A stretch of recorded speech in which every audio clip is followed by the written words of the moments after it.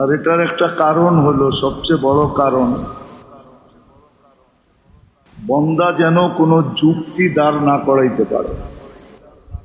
অনেক সময় সুযোগ না দিলে যুক্তি দাঁড় করানো যায়, যে আপনি আমাকে সুযোগ দেন নাই, আমি কিভাবে করব, ঠিক না? সুযোগ যদি কোনো ক্ষেত্রে না থাকে, ওইখানেই কিন্তু যুক্তি তর্ক দাঁড় করানো যায়।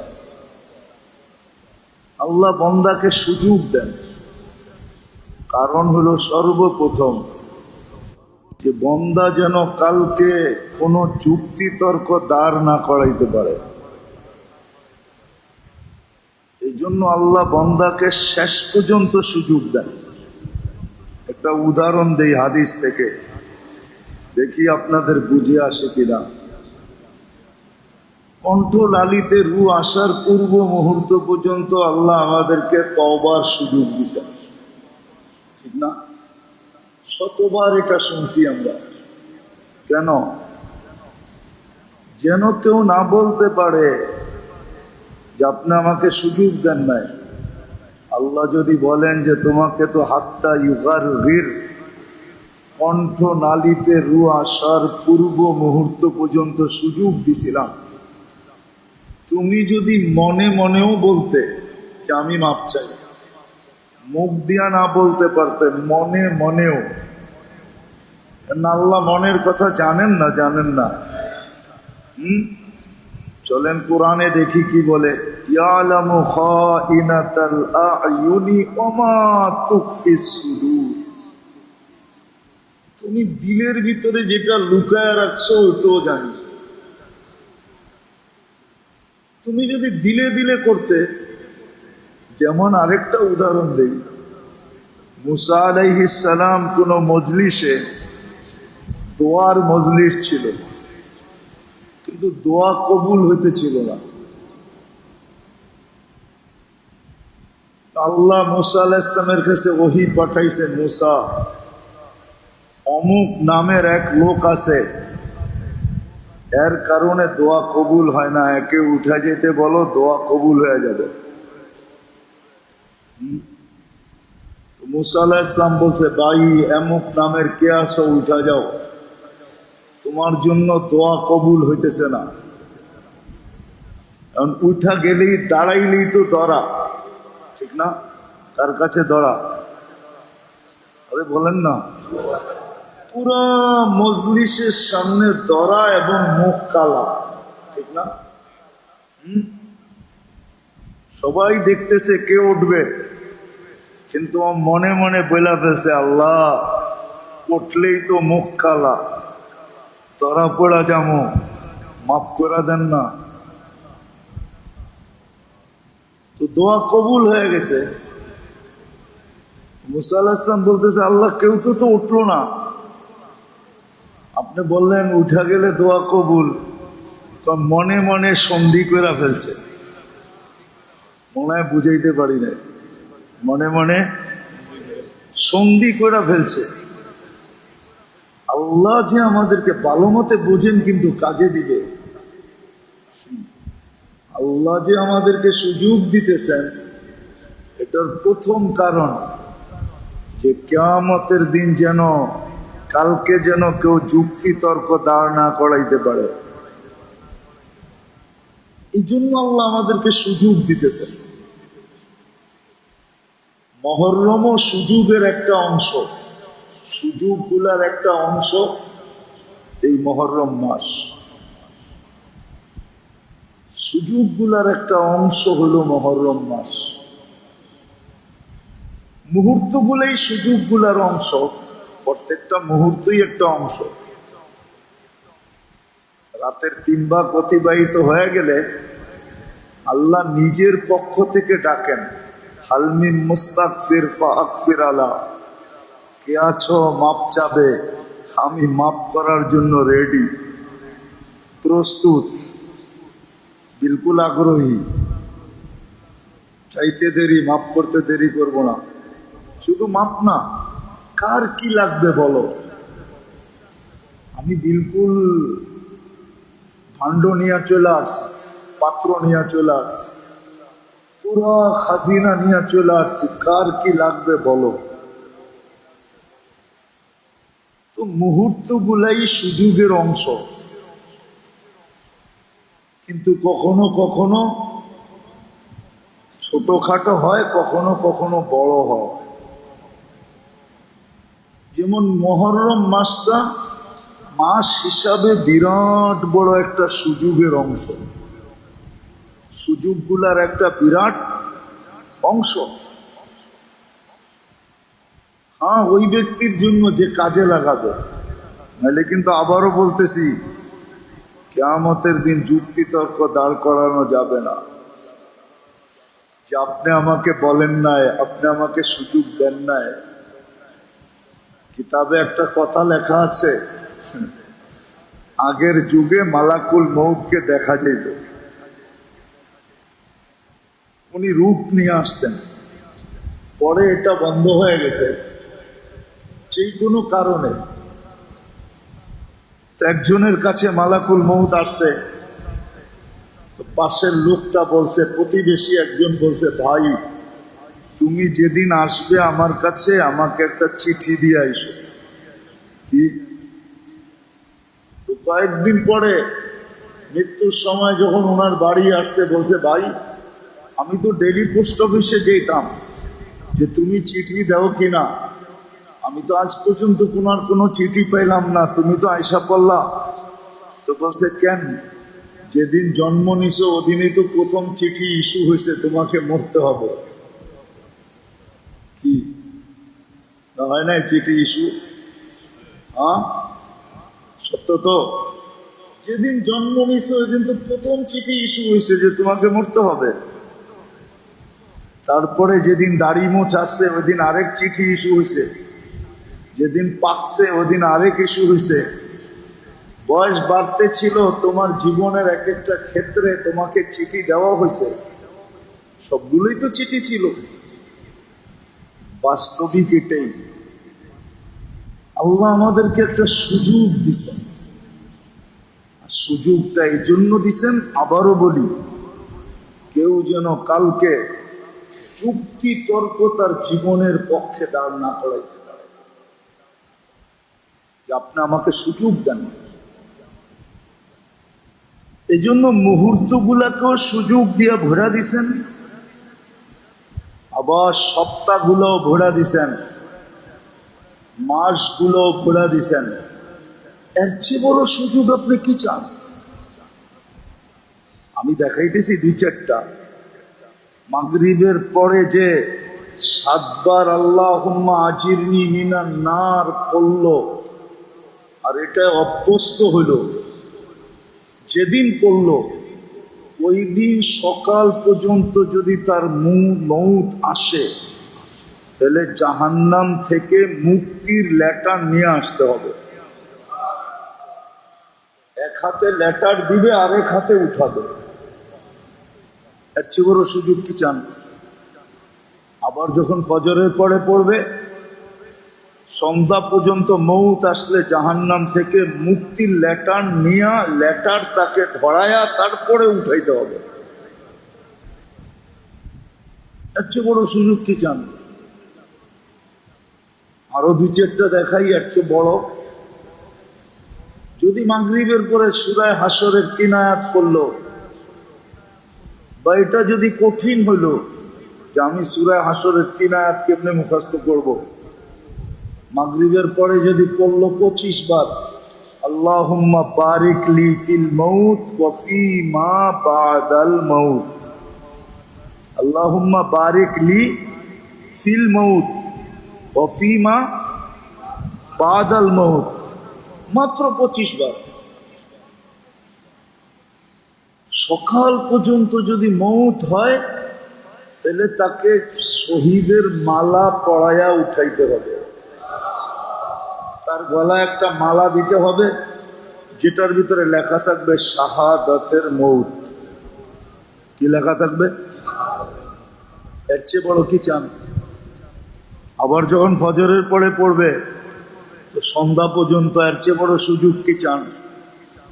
এখন একটা হাস্য যুক্তিসঙ্গত কথা বলতেছি।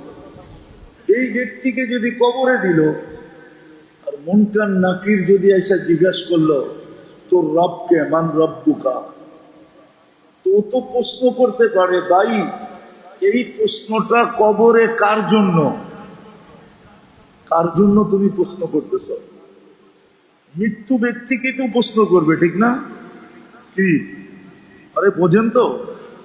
আর আমি তো মরিই নাই, কেন আমার এখানে লেখা আছে শাহাদাত। কি শহীদ তো মরে না, তুমি আমাকে কেন প্রশ্ন করতেছ? কবরে যাওয়ার পরে কত বড় এক চুক্তি তার হাতের ভিতরে আছে, ইচ্ছা করলে মুনকার নাকিরকে থামায়া দিতে পারে, যা বেটা আমি তো মরিই নাই, আমার কি প্রশ্ন করিস? দেখোস না কি লেখা? শহীদ কি লেখা? শহীদ মরে না, জিজ্ঞেস করেন, কোরআনে আছে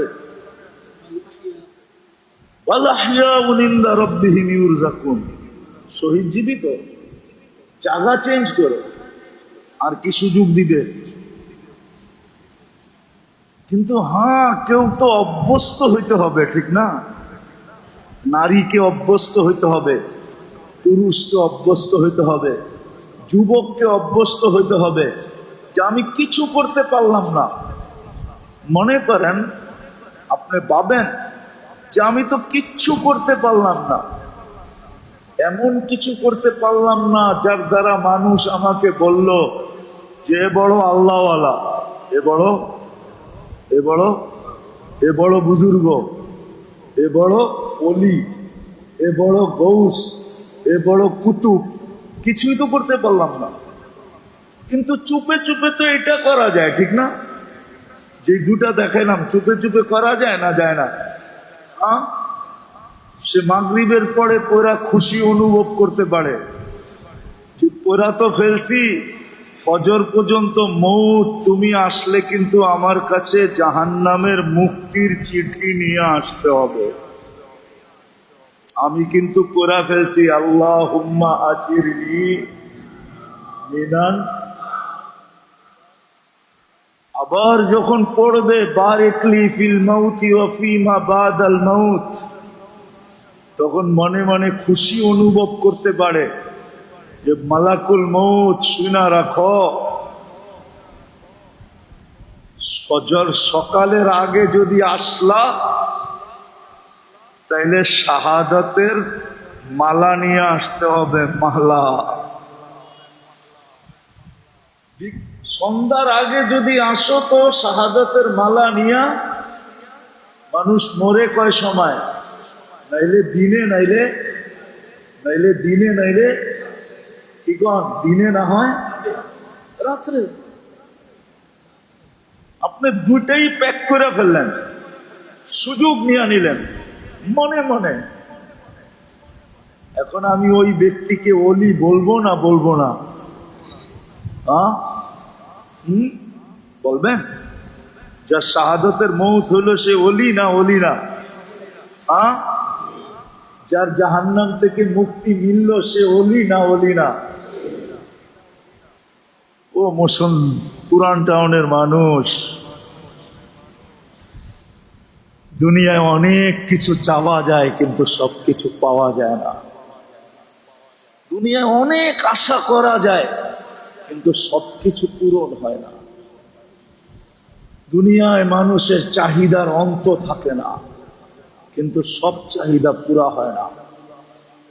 আমার কথা লেখা রাখেন, যদি কোনো মানুষ মনে প্রাণে ইচ্ছা করে যে আমি এই দুইটা পাইতে চাই, তাহলে আমি তাকে ইসলামে লেখা দিতে পারি, সে এই দুইটা পাবে যদি সে মনে প্রাণে প্রতিদিন আমল করে।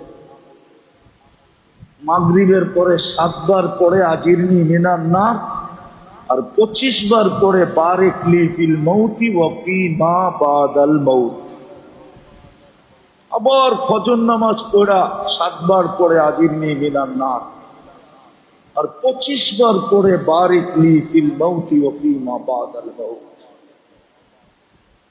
আমাদের আল্লাহ, আমাদের নবীজি আমাদের জন্য সহজ সুযোগ দিয়া গেছে। আমাদের আল্লাহ আমাদেরকে সুযোগ দিছেন, আমাদের দয়ার নবীও আমাদেরকে সুযোগ আল্লাহর কাছ থেকে নিয়া উম্মতকে কাটটি ঘোরা দিয়া গেছে। এত দিছেন যে এক উম্মত যদি গনতে বসে, সুযোগ যদি গনতে বসি, তাহলে আমার ছোট জীবনে যথেষ্ট হবে না। আপনি একটা কথা উপলব্ধি করেন, সব উম্মতের শহীদের প্রকার কত আমি জানি না, হইতে পারে একটা কি দুইটা শহীদের প্রকার বোঝেন তো, কত ভাবে শহীদ হবে। অন্য উম্মতের জন্য, ১.৫ লক্ষ উম্মতের জন্য আছে কি নাই এটাও আমি জানি না, আর থাকলেও মনে হয় ১-৮টা, ২-১টা থাকবে। কিন্তু আপনাদেরকে আমাদেরকে শহীদের প্রকার আল্লাহর রসুল আল্লাহর পক্ষ থেকে নিয়া ৫৬ প্রকার দিছে। কত কত কি ৫৬? কি মন ভরে নেই? ৫৬ কি কম? কি বলেন? ও, জিনিসের দাম বাড়ছে এই জন্য ৫৬ কম মনে হয়, ঠিক না? শাহাদতের প্রকার ৫৬টা। শাহাদাত, শহীদি মৌত মিলবে ৫৬ ভাবে। আমি একটা শুনাইতেছি, এই এলাকার যদি বাহিরে আওয়াজ যায় থাকে, আমার এই এলাকার কোনো যুবতী মেয়ে যদি বিয়ের আশা নিয়ে বিয়ে হইল না, মরা গেল, সে পর্যন্ত শাহাদতের মৌত পাবে। বিয়ের আকাঙ্ক্ষা ছিল, হয় না? বিয়েতে দেরি, বিয়ের আকাঙ্ক্ষা আছে, আসে যায়, কারো পছন্দ হয় না, বাস একদিন আল্লাহ উঠায় নিয়ে গেছে। ওই আশার উপরে আল্লাহ তাকে শাহাদতের মৌত দিয়া উঠাবে। আর কিয়ামতের দিন জান্নাতে জান্নাতি স্বামীর সাথে বিয়ে পড়াবে, জান্নাতি স্বামীর সাথে তার বিয়ে হবে। আগেরটা বললাম না, আগেরটা বললে হুজুররা আবার কি বলে জানি না। আপনি বিয়ে দিলার কোন হল ভাড়া করতেন আর কতটুকুই ধুমধাম করতেন, আল্লাহর বিয়ে কিন্তু ওরকমই ধুমধামে আল্লাহ পড়াবে। অনুষ্ঠানও ওরকম জান্নাতের ভিতরে ধুমধামের সাথে হবে। তো আল্লাহ আমাদেরকে সুযোগ দিছেন আর দিতেছেন এই জন্য যে কিয়ামতের দিন যেন কেউ যুক্তি তর্ক দান না করাইতে পারে। ওই সুযোগ বিলার ভিতরে একটা সুযোগ হইল, এক ঝোপ্পা, এক গাঠটি সুযোগ হইল মহররম। মহররম একটা সুযোগ, কিন্তু কেউ কেউ ভাবে আবার যেটা হোসাইনের কারণে হয়েছে রাদিয়াল্লাহু তাআলা আনহু, না। ইন্না ইনদাতাশ শুহুরি ইনদাল্লাহি 12 শাহরা ফি কিতাবিল্লাহ ইয়াওমা খালাকাস সামাওয়াতি ওয়াল আরদ। যেদিন থেকে আল্লাহ আকাশ জমিন বানাইছেন ওই দিন থেকেই 12 মাস আল্লাহ নির্ধারিত করছেন। মিনহা আরবাআতুন হুরুম, 4 মাস বড় সম্মানিত, 3 মাস একাধারে, জিকাদা, জিলহজ্জা, মুহররম, এই 3 মাস বড় সম্মানিত। তার ভিতরে মুহররম সবচেয়ে বেশি সম্মানিত। কি আছে না, আছে না, মাঝে মাঝে বলে না, তোরে তো আল্লাহ যেটা দিছে ওইটা দিয়েই চলে, তোর আর মেকআপ দরকার কি, ঠিক না? মনে হয় বোঝেন নাই। কি বুঝছেন? কি বুড়ারা মনে হয় বোঝে নাই, যুবকরা বুঝছে, নাহলে বুড়ারা বুঝছে, যুবকরা বোঝে নাই। তো আল্লাহ তোরে যে রূপ দিছে, পুরো এলাকায় যেটু রূপের চর্চা, তোর জন্য আবার মেকআপ দরকার কি, ঠিক না? তার উপরে যদি মেকআপ করে তাহলে কেমন হয়? কি সৌন্দর্য বাড়ে না কমে?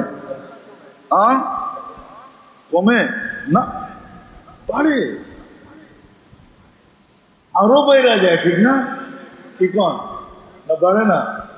অবশ্যই বাড়ে। তার উপরে সাজ বাড়ে না, বাড়ে না? বাড়ে। মুহররম এমনি বড় সম্মানিত, হোসাইন আসার কারণে আরো বেড়ে গেছে, আরো আরো কেননা দুই দামি এক জায়গায় জমা হয়ে গেছে, হোসাইন রাদিয়াল্লাহু তাআলা আনহুর শাহাদাত আর মুহররম।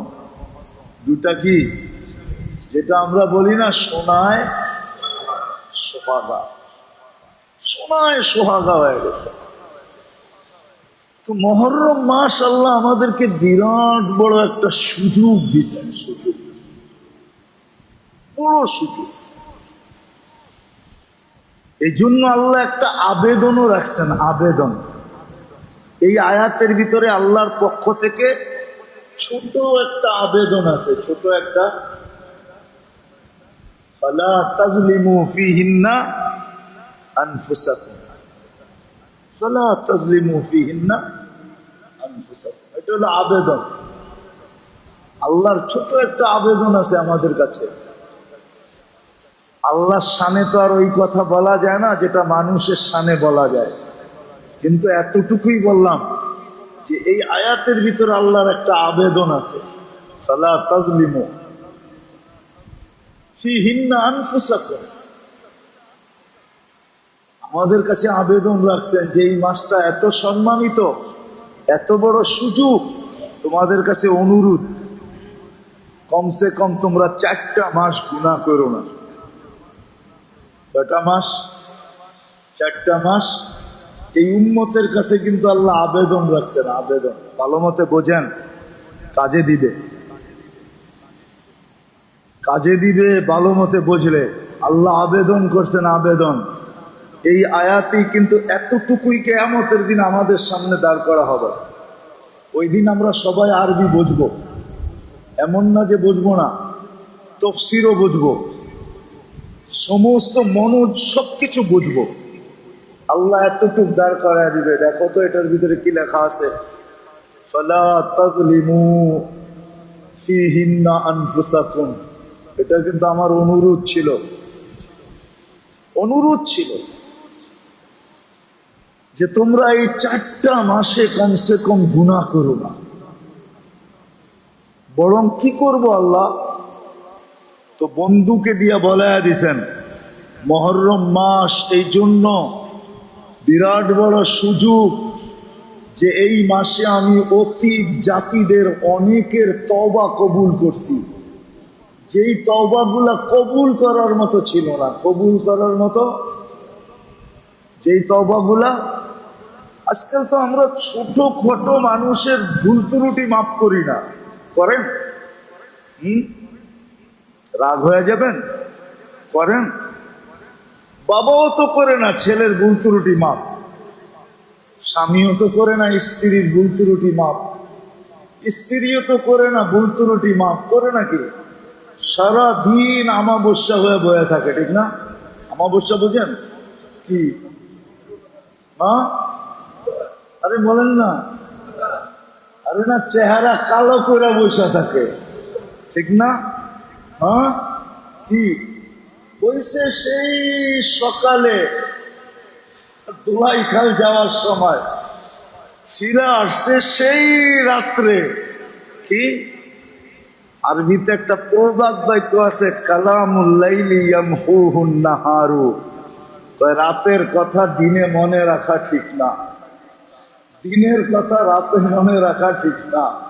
হইছে সেই সকালে, ফিরে আসছে বাড়িতে রাত্রে। আবার মা বোনরা চেতা যায় কিনা জানি না, আইসো দেখে কালা, চেহারা বোম, ঠিক না? কি রাগ হয়ে গেলেন? এমনই তো হয়। অথচ টুংটাং তো হবেই, ঠিক না? টুংটাং বোঝেন?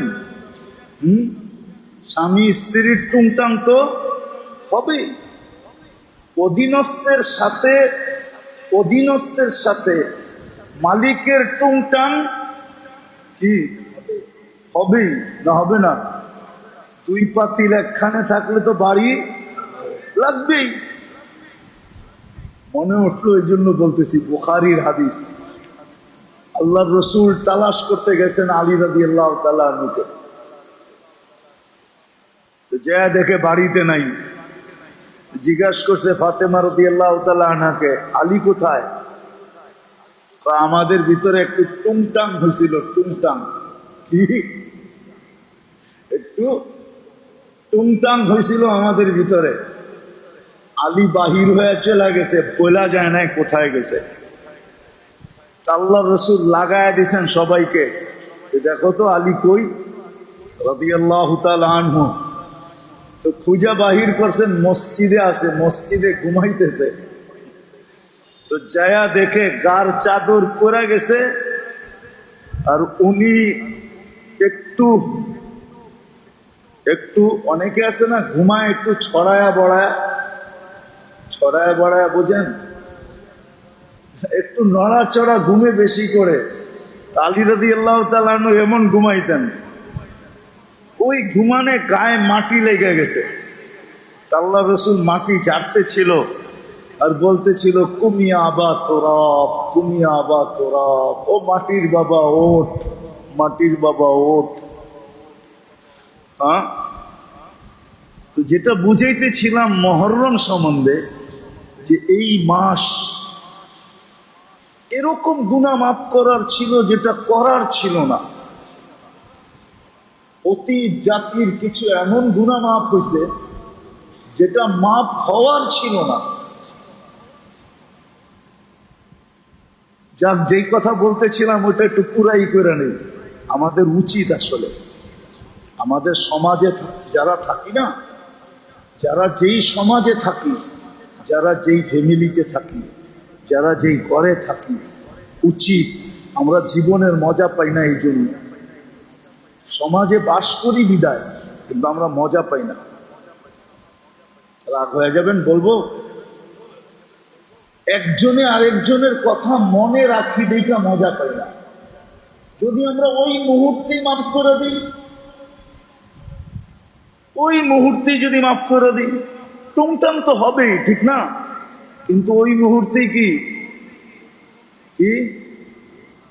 ওই মুহূর্তেই মাফ করে দিল, ওই মুহূর্তেই গলা মিলা নিল। রব্বে খাবার কসম, একদিক দিয়ে একজন আরেকজনকে মাফ করবে আর গলা মিলাবে, আর ঊর্ধ্বে জগতে আপনার মাগফিরাত লেখা হবে। সমাজের বড় মজা আসবে, মজা আছে। বহুত লোক আছে সমাজে, একজন আরেকজনকে দেখলে গলি চেঞ্জ করে ফেলে।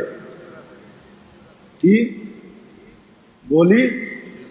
আর যদি গলি চেঞ্জ করার সুযোগ না থাকে তো মাথা নিচা করে ফেলে, একজন আরেকজনের চেহারা দেখতে চায়। এই জন্য সমাজের মজা নাই। ঘরেরও এরকম টুংটাং হবে। যে আগে মাফ করবে তাকে আল্লাহ আগে মাফ করবে। এই উম্মতের বৈশিষ্ট্য এটা,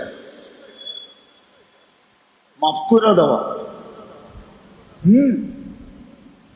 হাদিসে হুকুম আছে, কোরআনে হুকুম আছে, মাফ করে দাও।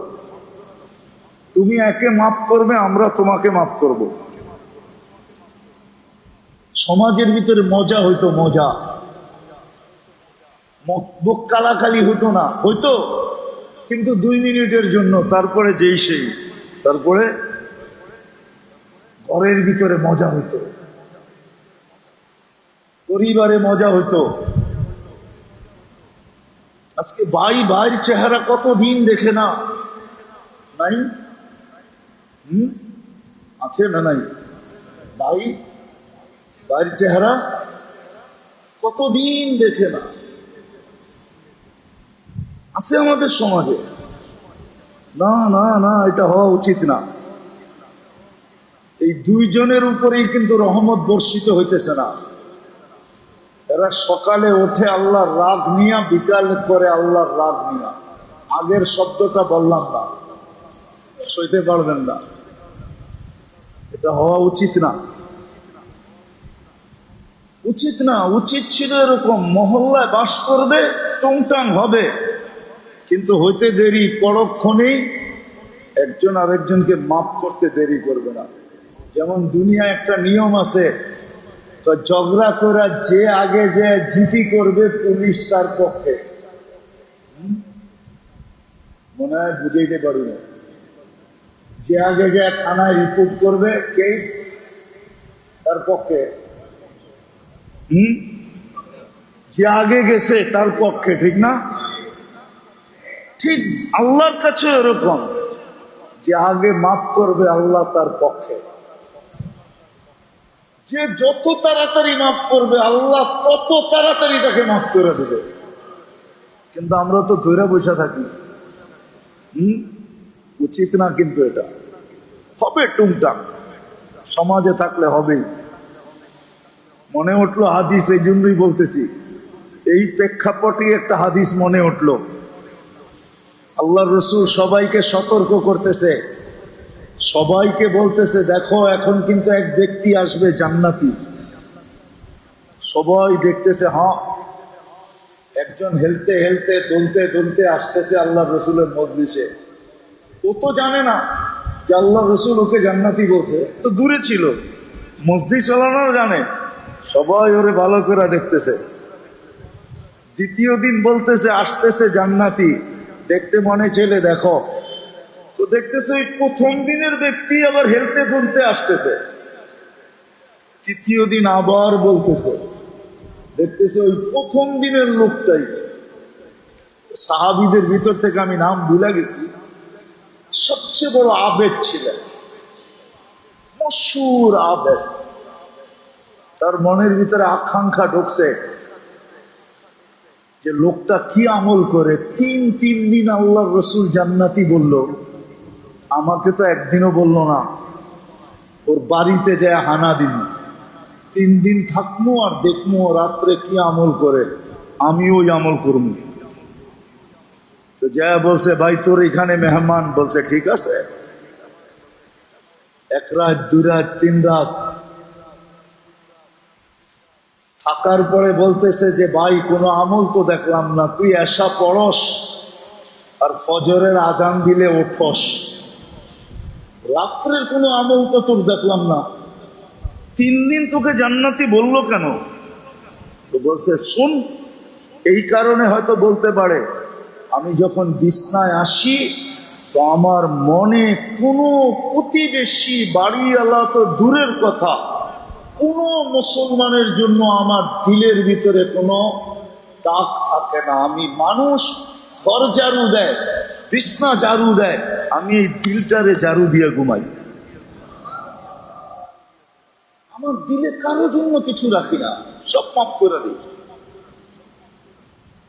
বলছে এইটাই হবে। পরে আল্লাহ রসুলকে জিজ্ঞাসা করছে, তো বলছে এটার কারণেই ও 3 দিন জান্নাতের সুসংবাদ পেয়েছে। আমাদের সমাজটা কত না মধুর হইতো, আমাদের ফ্যামিলি গুলো কত না মধুর হইতো, আমাদের জাতিটা কত না মধুর হইতো যদি একজন আরেকজনকে এরকম ঝগড়া করতো এই জন্য যে কে কার আগে কাকে মাফ করবে, টুংটাং করতো এই জন্য। ওই সাহাবীর মতো বাজারে দোকান খুলছে, কয়েকদিন পরে বন্ধ করে দিছে। খুলছে খুব ধুমধামে, মিলাদ শিলাদ পড়ায়া সরায়া, মিষ্টি সৃষ্টি বিতরণ করা, ডেকোরেশন করা, সেমন দোকান খুলছে। 3-4 মাস পরে বন্ধ করে দিছে। সবাই জিজ্ঞেস করছে, কিরে ভাই এত ধুমধামে আইলি বাজারে, চুপে চুপে বন্ধ করে দিলি, কারণ কি? কাম হয়ে গেছে। কাম হয়ে গেছে মানে আমি আল্লাহর রসুল থেকে হাদিস শুনছি যে বিকৃত মাল, যে মালের দোষ কয়া বিক্রি করে, অথবা বিক্রি হওয়ার পরে মালের ভিতরে দোষ পায় কাস্টমার, আর এটাকে ফিরত নিয়ে আসে, সে খুশি খুশি রেখা দেয়, তো আল্লাহ রসুল তাকে জান্নাত লেখা দিবে। আমার জান্নাত নেওয়া দরকার ছিল, মাল বিক্রি করছি, কাস্টমার একটা ফিরত নিয়ে আসছে, আমি খুশি খুশি রেখা দিছি, জান্নাত হয়ে গেছে, দোকান বন্ধ করে দিছে। আমাদের সমাজও টুংটাং হইতো, কে আগে মাফ করবে এটার জন্য। আজকে তো টুংটাং হয় অন্য কারণে, ঠিক না? কিন্তু টুংটাং হইতো আবু হুরায়রা রাদিয়াল্লাহু তাআলা আনহুকে বলে, মানুষ জিজ্ঞাসা করছে একদিন, আবু হুরায়রা, তোমারে ডেলি বাজারে দেখি, কিন্তু কোনোদিন তো কিছু কিনতে দেখি না, ডেলি বাজারে আয়ো কিন্তু কিনতে তো দেখি না কিছু, তাহলে আসো কেন? কয়, আমি 20 লক্ষ নেকি নিতে আসি। কি বাজারের দোয়া আছে না, পড়লে কয় লক্ষ নেকি মিলে? 20 লাখ নেকি মিলে। আমি 20 লাখ নেকি নিতে বাজারে আই, আমি কি কোনো জিনিস কিনতে আসি নাকি? আমাদের সমাজটা যদি এরকম হতো যে একজন আরেকজনকে মাফ করে দিল, কে কার আগে মাফ করবে এটার ভিতরে যদি প্রতিযোগিতা হইতো। আজকে যারা বসে আছেন এরা একটু দিলে গাঁথেন না আমার কথাটা। আমার কথা তো না, আল্লাহ রসুলের কথা, আল্লাহর কথা। যে টুংটাং সমাজে হবে, ঘরে হবে, মহল্লায় হবে, কিন্তু একজন আরেকজনকে কি করব, মিনিটের ভিতরে মাফ করে দেবে। এটা যেন না হয় ও এক গলি দিয়া আপনি আরেক গলি দিয়া, সামনাসামনি পড়া গেছে তো মাথা নিচা করা, ঠিক না? এটা উম্মতে মুহাম্মদীর ক্রেডিট না, স্বভাব না। উম্মতে মুহাম্মদী তো সবাইকে মাফ করে দেবে। তো মুহররম মাস ছিল মাফের মাস। ওই গুনাহ যেটা মাফ হওয়ার ছিল না, আল্লাহ বলে মুহররমের মাসে চাওয়ার কারণে আমি মাফ করাচ্ছি। তা আল্লাহর রসুল বলেন, এই মাস হলো আমার উম্মতের মাগফিরাতের মাস। যে আল্লাহর কাছে মন থেকে মাফ চাবে, আল্লাহ তাকে মাফ করাবে। এই মাস হইল গুনাহ ছাড়ার মাস। গুনাহ ছাড়বে প্রথম, এই মাসে গুনাহ ছেড়ে দিবে, গুনাহ করবে না। ভুলে হয়ে গেলে ভিন্ন কথা, কিন্তু সদিচ্ছায় গুনাহ করবে না। একটু আগে আল্লাহ আমি শুনাইলাম কোরআনের আয়াত, আল্লাহ আবেদন রাখছে, ফালা তাযলিমু ফীহিন্না আনফুসাকুম, এই মাসে গুনাহ করো না। আল্লাহর জন্য তো বলতে পারি না যে আজজোর করে বলছে, আল্লাহ আবেদন করছে এই উম্মতকে যে এই মাসে গুনাহ করো। 4টা মাস গুনাহ করো না, জিলকাদা, জিলহজ্জা, মুহররম, সালাসাতুন মুতাওয়ালিয়াতুন, 3টা একসাথে, আর হলো রজব। 4 মাস গুনাহ করো। চলেন 2 মাস তো চলে গেছে, এই মাসে গুনাহ না করি। প্রথম হলো গুনাহ ছেড়ে দাও, দ্বিতীয় হলো তওবা করো। তওবা গ্যারান্টি কি? তা আগেই বলে দিছেন, মাফ করার মতো গুনাহ, মাফ করার মতো ছিলাম না। গুনাহ এরকম ছিল যে মাফ করার মতো না, কিন্তু মুহররমের খাতিরে মাফ করা দিছে। উম্মতে মুহাম্মদী অন্যকে যখন মাফ করছি, তোমাদেরকে তো মাফ করবই করব। মাপের মাস। কি মাস? মাপ চাওয়ার মাস, গুনার থেকে বাঁচার মাস, মাপ চাওয়ার মাস। তৃতীয় হুসাইন যেটা শিখায়া গেছেন রাদিয়াল্লাহু তাআলা আনহু, যেটা শিখায়া গেছেন, উনি আপোষ করলে ওনাকে জান দিতে হতো না। হয়তো আপোষ করলে উনি নানার আদর্শকে ধরে রাখার জন্য জান পর্যন্ত দিয়া দিয়েছেন।